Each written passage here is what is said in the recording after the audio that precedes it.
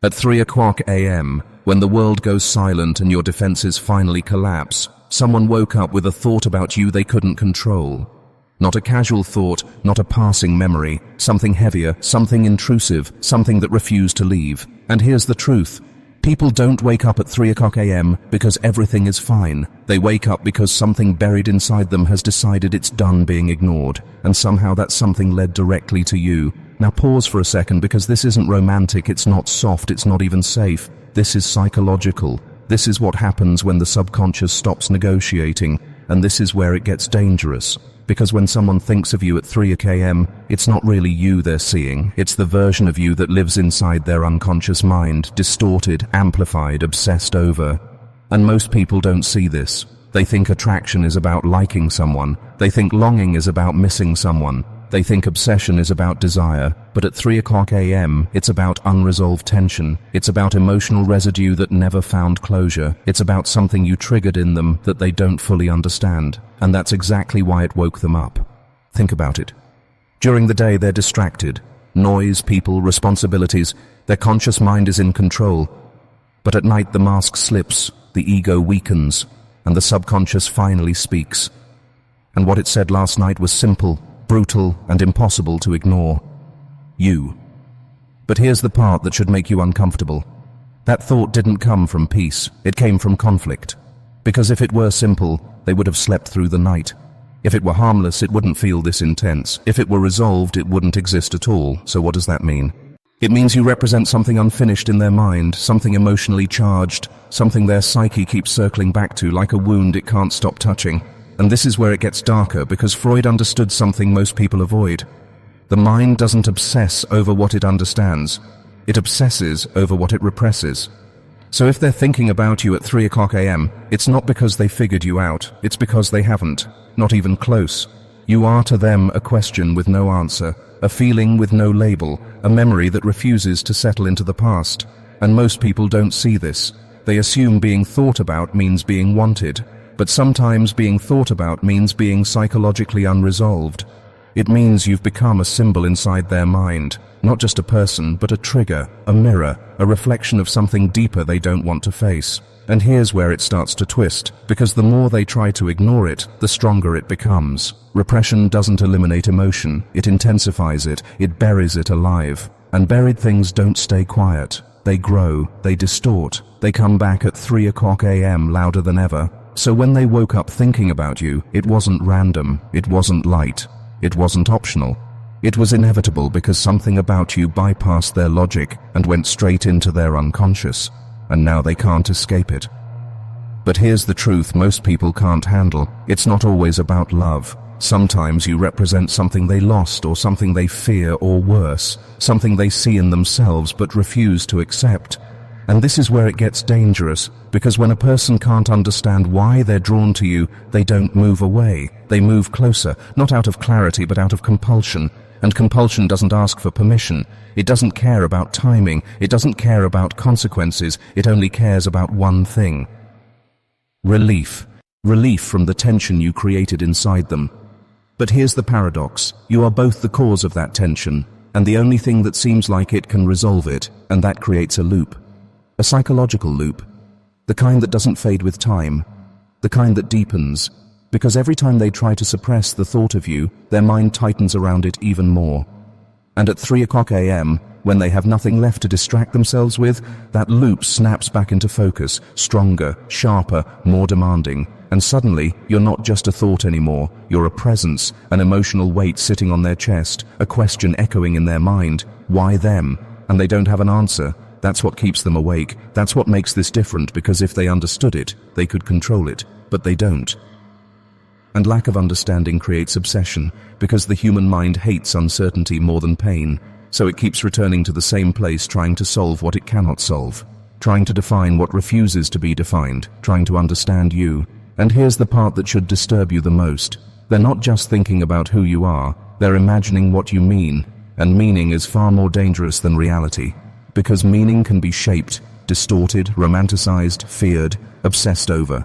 And once you become meaning inside someone's mind, you stop being controllable. You become inevitable. And that's why at 3 o'clock a.m., they woke up with one thought they couldn't ignore.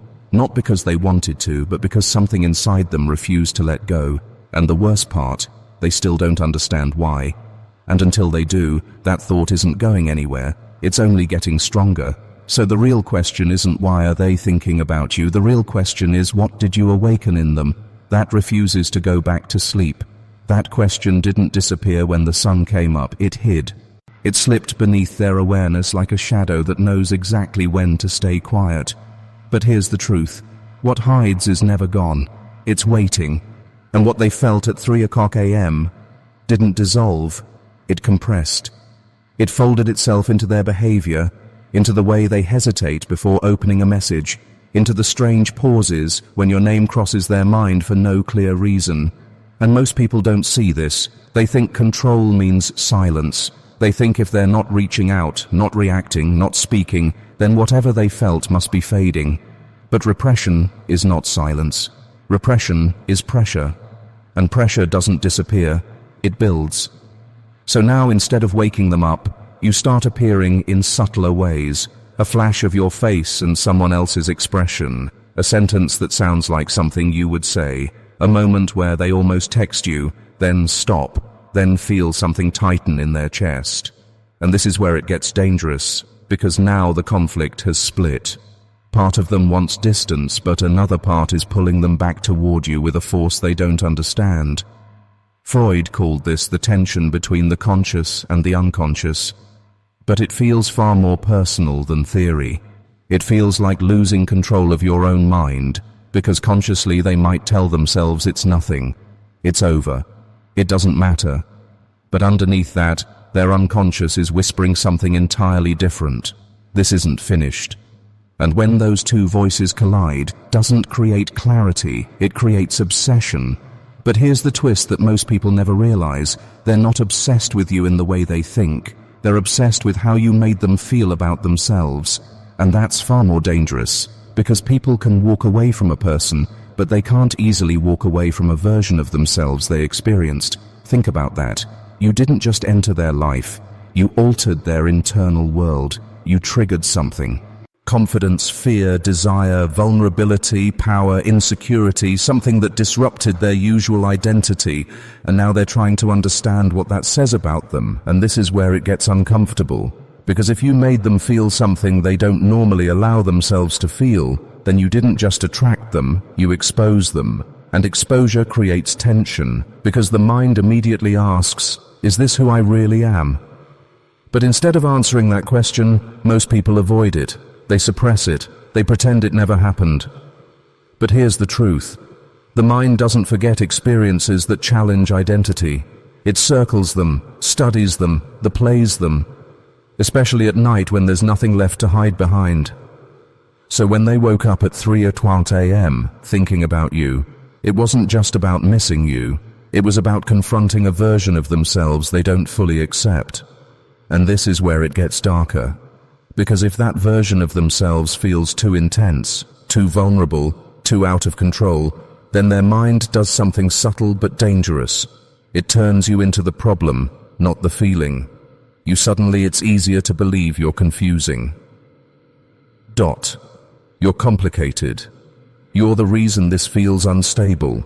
But that's a defense mechanism, because admitting the truth would mean facing something deeper, that you didn't create the feeling, you revealed it. And revelation is terrifying, because once something is revealed, it can't be unseen. And most people don't see this.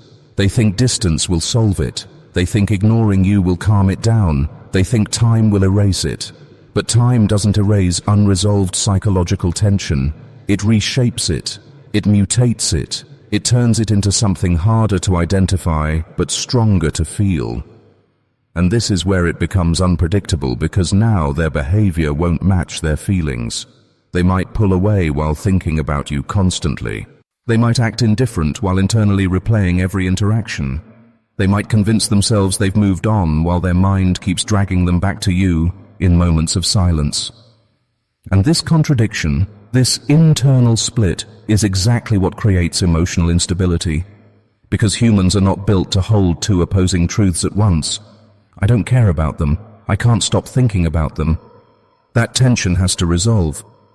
But until it does, It creates friction, and friction demands release. But here's the problem. They don't know how to release it, because the source of the tension is you, or at least that's what their mind keeps telling them.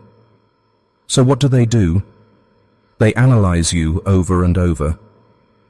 Your words, your tone, your silence, the way you looked at them, the things you didn't say. They start searching for patterns, for answers, for anything that can explain why you affect them this way. But here's the truth. They're not really analyzing you. They're trying to decode themselves, and they don't even realize it. This is where it gets dangerous, because when someone can't understand their own emotions, they start projecting meaning onto everything. A small gesture becomes significant. A delay becomes intentional. A coincidence becomes a sign. And slowly you stop being a real person in their mind. You become a psychological puzzle, one they feel compelled to solve, because solving you feels like solving themselves. But they can't solve it because the answer isn't in you. It never was. It's in the part of themselves they keep avoiding, and avoidance only deepens obsession. So now, even when they're not thinking about you directly, you're still there in the background, influencing their mood, their reactions, their sense of something being unfinished. And at random moments, it hits them again. That same feeling from 3 a.m., that same intrusive thought, that same question, why does this still affect me? And they don't have an answer, which means they don't have control. And lack of control is one of the most addictive psychological states a person can experience, because the mind will do anything to regain it. Even if it means going back to the source, even if it means breaking their own logic, even if it means facing something they've been trying to avoid. And that's where this is heading, not toward clarity, not toward peace, but toward confrontation. Because eventually the mind gets tired of running. And when it does, it stops suppressing, it stops pretending, it stops negotiating. And when that moment comes, the thought of you won't feel like a whisper anymore. It will feel like a demand. That demand doesn't arrive gently, doesn't knock, it breaks in, because the mind can only suppress so much before something inside it revolts. And here's the truth. What they felt at 3 a.m. was only the beginning. A signal, a warning, a fracture forming beneath the surface. But now that fracture is spreading, and most people don't see this. They think emotional tension fades if you ignore it long enough. But ignored tension doesn't disappear. It reorganizes itself into something far more intrusive. Something that doesn't ask politely anymore. It interrupts, it intrudes, it takes control in moments they didn't plan for. And this is where it gets dangerous, because now you're not just appearing in their thoughts, you're interfering with their reality. They'll be in the middle of something important, and suddenly there you are, not as a memory but as a feeling, sharp, immediate, uninvited, and it disrupts everything. Their focus breaks, their breathing shifts, their emotions spike without explanation. And that's when it starts to scare them, because this isn't normal anymore. This isn't just thinking about someone. This feels like losing authority over their own mind. And here's the part they won't admit. They've started testing themselves, trying to prove they're in control. They tell themselves, I won't think about them today. I'm done with this. It's over. But the more they resist, the faster you come back. Stronger, clearer, more emotionally loaded than before. Because resistance feeds the very thing they're trying to eliminate. And now they're trapped in a loop they don't understand. Push you away. You return stronger. Ignore you. You become louder. Deny it. You become undeniable. And this is where the subconscious takes over completely, because at this point, it's no longer as for attention. Freud described this as the return of the repressed. But that phrase doesn't capture how intense it actually feels, because what's returning isn't just a thought. It's an entire emotional reality they tried to bury. And you're at the center of it. But here's where it gets even more uncomfortable. Because now the question isn't just why can't I stop thinking about them? The question becomes, what happens if I don't face this? And the mind doesn't like that question, because it already knows the answer. If they don't face it, it will escalate. It will bleed into other parts of their life. Their mood becomes unstable. Their patience shortens. Their reactions become disproportionate. Small things start triggering big emotions, and they don't know why, but you do. Because you're the constant, the silent variable that keeps showing up behind everything. And most people don't see this. They think obsession looks like chasing. like messages, like obvious behavior. But the real form of obsession is internal, hidden, intense, a private storm no one else can see. And this is where it becomes dangerous for them because they can't escape something that lives inside their own mind. They can change environments, distract themselves, talk to other people. But none of that removes what you represent internally. So now their mind starts doing something more extreme. It starts rewriting reality, reframing memories, altering interpretations, trying to reduce the emotional charge. They might convince themselves it wasn't that deep, didn't mean anything. I overreacted. But here's the truth. If it wasn't deep, it wouldn't still be here. If it didn't matter, it wouldn't be growing. If it was resolved, it wouldn't be demanding attention. And this is where the internal conflict reaches a breaking point, because now both sides are louder than ever. One side is desperate to shut it down, to regain control, to return to who they were before you. But the other side, it's done hiding. It's done being suppressed. It wants expression. It wants truth. It wants confrontation. And that collision creates emotional chaos because no matter what they choose, they lose something. If they ignore it, they lose peace. If they face it, they lose certainty. And humans will tolerate a lot, but they struggle with losing control over their own identity. And that's exactly what's happening. Because you didn't just disrupt their emotions, you destabilize their sense of self. And once identity is shaken, everything feels uncertain. And here's the part that pushes them closest to the edge. They realize this isn't going away on its own. Time isn't fixing it. Distance isn't weakening it. Distraction isn't numbing it. If anything, it's becoming more defined, more focused, more demanding. And that realization is terrifying because now they understand something they were trying to avoid. This ends in confrontation, not necessarily with you, but with themselves. And that's far more intense because confronting you would be external, predictable, and manageable. But confronting themselves, that means facing everything they've been avoiding. Their desires, their fears, their contradictions, their truth, and you. You are the doorway to all of it. Which means avoiding you is no longer just avoiding a person. It's avoiding a psychological reckoning. And the mind can only postpone that for so long because eventually the pressure becomes too much. The conflict becomes unbearable. The noise becomes too loud to ignore. And when that happens, something shifts. Not slowly, not gently, but suddenly. A moment where suppression collapses, where denial fails, where clarity forces its way in, whether they're ready or not. And in that moment, they won't just think about you. They'll understand something about you that changes everything. That moment doesn't feel like clarity, it feels like collapse. Because when the mind finally stops running, everything it was avoiding rushes in at once. And here's the truth. They were never afraid of you. They were afraid of what you unlocked inside them. But now there's no more distance between them and that realization. No more excuses, no more reinterpretations, no more pretending it was just a thought because the illusion has broken, and what replaces it is something raw, unfiltered, unavoidable. And this is where it all comes together. Not in a soft, comforting way, but in a way that forces confrontation because they finally see it. Not partially, not distorted, but completely. You were never just a person in their life.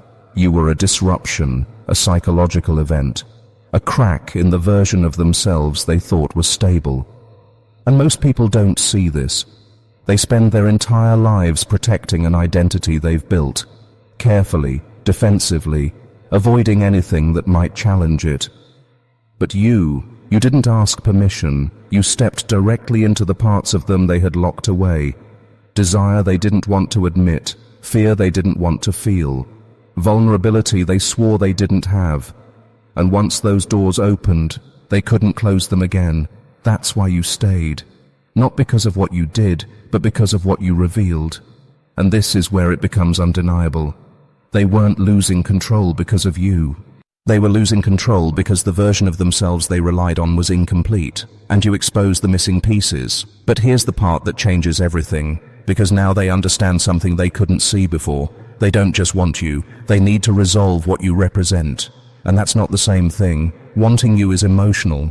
Resolving you is psychological survival, because as long as you exist as an unresolved force in their mind, they remain divided, split between who they were and who they glimpsed themselves becoming when they were around you. And humans can't live in that split forever. Eventually they have to choose. But here's the brutal part. Neither choice is comfortable. If they walk away completely, they're not just leaving you. They're abandoning a version of themselves that felt more alive, more real, more exposed. And that loss doesn't feel like relief. It feels like regret.